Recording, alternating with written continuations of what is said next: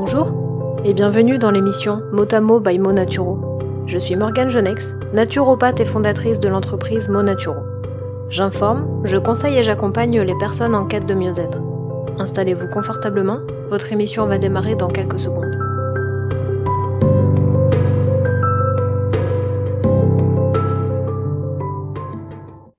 Bonjour à tous et bienvenue dans l'émission Motamo by Monaturo. En ce mois de mars 2023, nous allons parler de jeûne intermittent avec Lydie. Bonjour Lydie. Bonjour Morgane. Lydie était intervenue en décembre 2022 dans le tout premier podcast et elle était venue nous parler de l'endométriose, une maladie inflammatoire dont elle souffre depuis l'âge de 12 ans. Nous allons voir comment le jeûne intermittent permet de réduire l'inflammation chronique dans le corps. C'est le résultat d'une étude qui a été publiée par des chercheurs en juillet 2020. Lydie, est-ce que tu peux s'il te plaît nous expliquer qu'est-ce que le jeûne intermittent ? Bien sûr Morgane. Tout d'abord, bonjour à toutes et bonjour à tous. Le jeûne intermittent consiste à s'alimenter pendant une fenêtre horaire prédéfinie et à jeûner le reste du temps. C'est-à-dire qu'on alterne entre des périodes de restriction et des périodes d'alimentation normale.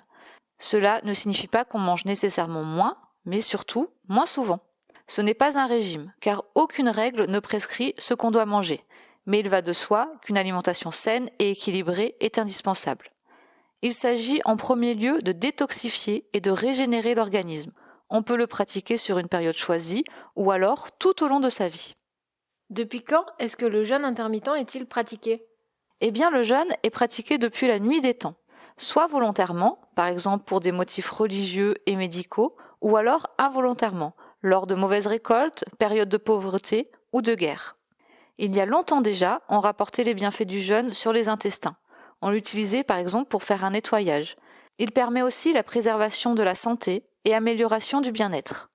Dans le cadre du jeûne intermittent, il n'est permis de manger que durant les heures définies. Le reste du temps, seulement l'eau et les tisanes sont autorisées. Alors différents types de jeûne intermittent existent. Est-ce que tu peux nous en parler un petit peu plus ? Bien sûr, il y a deux formes de jeûne. Il y a le premier dit 16-8. On jeûne chaque jour pendant 16 heures, nuit comprise, et on peut consommer 2 à 3 repas sur une période de 8 heures. À chacun d'organiser son temps jeûne et son temps repas comme il le souhaite. Par exemple, on peut manger de 8 heures à 16 heures, puis jeûner de 16 heures au lendemain 8 heures. On saute donc le repas du soir. Ou alors manger de 12 heures à 20 heures et jeûner de 20 heures à 12 heures. Dans ce cas-là, on saute le petit déjeuner. Il y a également le jeûne dit 5-2. Cette méthode consiste à manger normalement 5 jours par semaine et à jeûner, ou alors dans ce cas-là à consommer seulement 500 calories au maximum les 2 autres jours.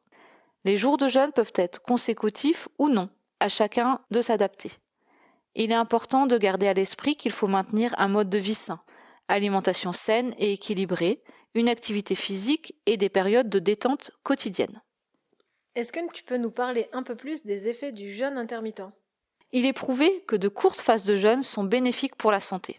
Sur du long terme, cela entraîne une modification de la biochimie du corps, c'est-à-dire les réactions chimiques qui se déroulent dans notre corps, notamment dans nos cellules.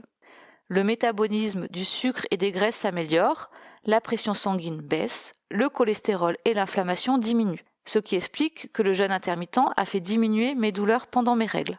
Pour rappel, le sucre n'est absorbé dans nos cellules qu'avec l'aide de l'insuline, une hormone produite par le pancréas. Entre les repas, si on ne grignote pas, le taux d'insuline diminue et les cellules adipeuses peuvent libérer le sucre stocké comme source d'énergie. Lorsque le taux d'insuline est suffisamment bas, pendant une période suffisamment longue, l'organisme brûle des graisses. Le jeûne intermittent améliore donc la concentration et donne davantage d'énergie, car le corps apprend à gérer le stress déjà au niveau cellulaire. La pression sanguine et le pouls au repos sont réduits, ce qui influe positivement sur le système cardiovasculaire. Le jeûne intermittent permet aussi le nettoyage et la détoxication des cellules. En effet, des mécanismes de nettoyage spécifiques sont stimulés et utilisés pour la collecte des déchets et le système de recyclage des cellules. C'est comme ça que les composants défectueux sont filtrés et éliminés. Ce processus s'appelle l'autophagie.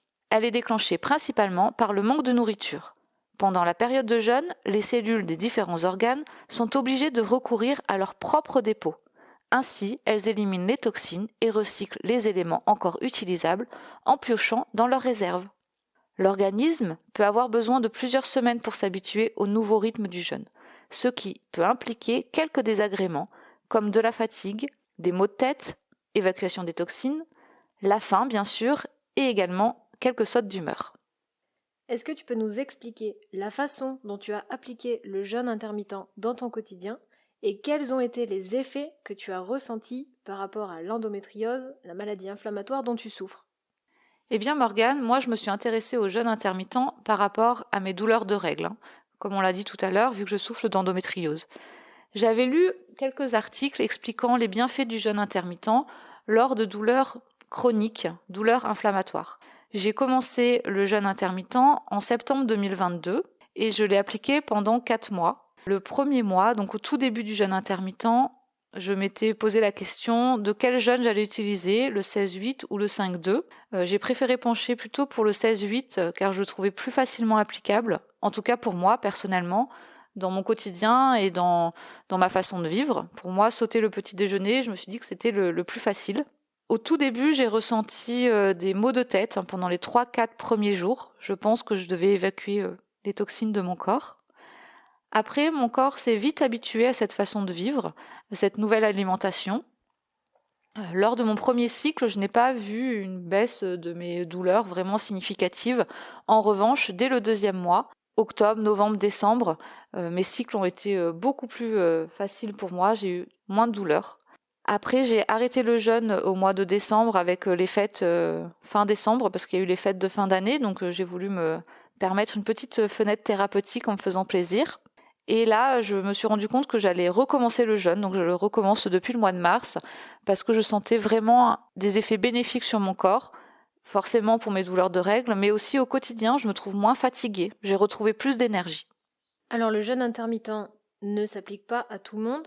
Est-ce que tu peux nous expliquer quelles sont les contre-indications quant à cette pratique? Bien évidemment, les femmes enceintes et les enfants doivent renoncer au jeûne intermittent. Et si vous suivez un traitement médical ou que vous avez déclaré un problème de santé, vous devez en discuter avec votre médecin. De même, si vous exercez un travail très exigeant et intensif ou que vous avez par le passé eu des troubles alimentaires, je vous conseille de vous faire accompagner par votre médecin. Merci beaucoup Lydie, j'ai été ravie de t'accueillir dans le podcast. Merci à toi Morgane. On se retrouve le mois prochain pour une nouvelle émission. En attendant, je vous souhaite de passer une bonne fin de mois de mars et un bon mois d'avril. À bientôt!